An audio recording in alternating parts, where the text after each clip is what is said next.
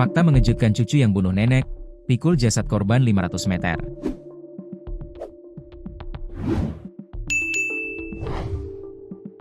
Seorang cucu di Ciamis, Jawa Barat tega membunuh neneknya sendiri.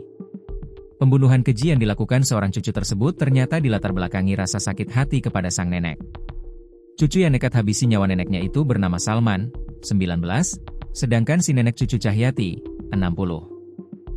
Pelaku dan korban merupakan warga Dusun Citengah, Desa Sukamulya, Kecamatan Cihaur Beuti, Ciamis, Jawa Barat.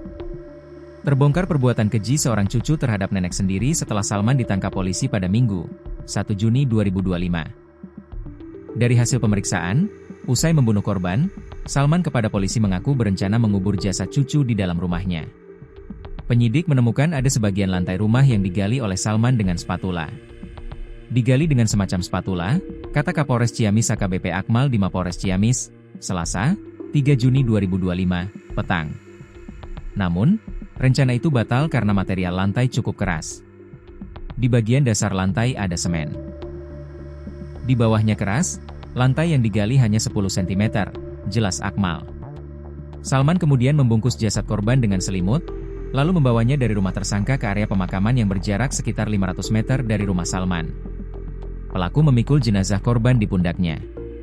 Agar tidak diketahui warga, Salman membawa jenazah korban lewat jalur belakang menyusuri pinggiran irigasi. Di area pemakaman, jasad korban dibuang ke jurang sekitar pukul 5.30 waktu Indonesia Barat. Salman kemudian melarikan diri ke Kabupaten Garut dengan sepeda motor hingga akhirnya polisi menangkapnya pada Senin, 2 Juni 2025. Motif sakit hati kepada polisi, Salman mengaku membunuh cucu karena sakit hati terhadap korban. Salman mengaku beberapa kali berkunjung ke rumah korban untuk meminta makanan dan uang, tetapi tidak pernah diberi oleh korban. Salman kemudian berniat membunuh cucu. Hasil interogasi, tersangka mengakui bahwa sebelum kejadian, ia mengonsumsi minuman beralkohol. Pengaruhnya masih kami dalami, yang bersangkutan mengakui minum minuman beralkohol tapi masih sadar, tidak mabuk, kata Akmal. Penyidik juga masih mendalami jumlah uang yang kerap diminta pelaku kepada korban.